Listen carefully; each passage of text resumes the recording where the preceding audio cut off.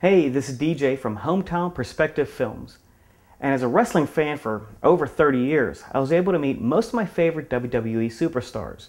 In this video, I share some of the funny stories of whenever my wife and I met them. But subscribe to my channel because in future videos, I show you little tips and tricks on how you can meet yours. Now for me, the first wrestler I met when I was 14. That was a long time ago. I was 14 and the first wrestler was Bruno Sammartino. So how I met Bruno Sammartino was kind of funny. I was 14 years old and my mom was working as a dental assistant and she was cleaning Bruno Sammartino's teeth. So she called me and told me, and I came up there, and good thing he wasn't novocated just yet. But the things I remember most was his hands were just, he had these big bear claw type hands. And he was just total muscle still.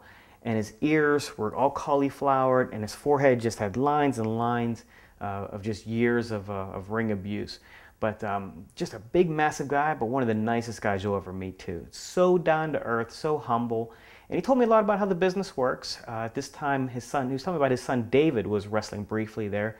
Wasn't too thrilled about that because Bruno and the McMahons weren't getting along that good. But that was the first wrestler I ever met, and that's something I'll always stay with me. Doubt you'll get a chance to meet your favorite wrestler getting his teeth cleaned, but let's take you to the next story. So my favorite wrestling story of all time, and this starts on a Sunday afternoon, about 4 or 5 hours before a house show. And we're outside the Pittsburgh Civic Arena, and we're watching the cars come into the parking lot. My wife and I were big Hardy Boyz fans, and she was just in love with Matt Hardy at the time. And so when you know the first car to pull in the parking lot, Matt Hardy. So she just goes nuts, okay? And by this time, there's about 25 or 30 people, and they're lined up along the fence, and he comes over and he starts signing autographs. But he starts the far end. And my wife's really shy at this time. And, I told her, I said, you gotta be a little more aggressive if you want to meet him. So she just gets this burst of energy, and she runs over, and a few seconds later, I hear her just calling, DJ, DJ. And I come running up, and I swear to God, she is pushing people out of the way, okay? I'm talking diving over wheelchairs, and she didn't care. But she got right up next to Matt, and I get the picture of the two of them together, and she's just looking at him all starstruck, and she's like, I love you, you're my favorite. And I'm just embarrassed, okay? But so they get the picture together, and a few seconds later, Jeff gets out of the car. And Jeff, straight up guy, the first thing he does, he comes out of his car, he goes down and sees a homeless man, and Jeff gives him all the money that was in his pocket. I thought that was pretty straight up. So Jeff comes over and he starts signing autographs, and there was this young kid, and the kid had like a replica belt, and the kid's camera ran out of film. And Jeff says to him, hey, he says, you got more film? And the kid's like, yeah, in my car. Jeff says, go get it, I'll wait. So this kid, he runs back to his parents' car, and he gets the film, and he comes back, and Jeff waited. And I took the picture of the two of them together, and I just totally made this kid's day. So now they're getting ready to leave, and my wife, you know, the big Matt Hardy fan, as he's getting ready to leave, she looks at him, she's like, bye, Jeff. I mean, Matt.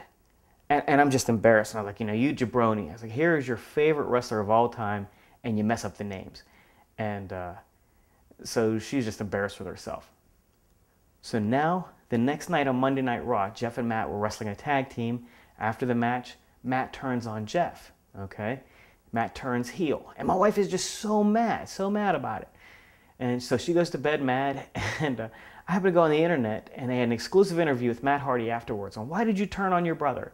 And he simply said, I was tired of people calling me Jeff, okay? So I had to go wake her up, and I said, come on downstairs, you know, look at this. You broke up the Hardy Boyz.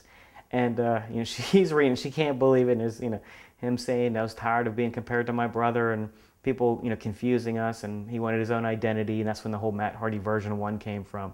So that was our running joke, was my wife broke up the Hardy Boyz. Now, a few years later, she was able to redeem herself because we run into Matt Hardy and Lita at this time, okay? Got these souvenir cups. The Hardy Boyz are back together, but Matt and Lita were there, and Lita was really nice. One thing about Lita, she was really involved with the animal rescue. And so we talked to her a lot about animals, really about her dogs and the different pets she had, and she was really cool. And we had them, you know, sign the picture from from years prior, and we told them this story, and Matt really got a pretty good chuckle out of it, and he kind of, eased her mind that it wasn't her fault that she broke up the Hardy Boys. But to this day, that's our running joke, because my wife was responsible for breaking up the Hardy Boys. Well, I hope you enjoyed these stories, and I got a lot more, from the time that I had Roddy Piper put me in a sleeper hold to the time I arm wrestled Chris Jericho. So be sure to subscribe to my channel, like, comment, and share. And in future videos, I will be showing you little tips and tricks we have on how we met wrestlers and how you can too. So thanks for watching. I'll talk to you soon. Bye-bye.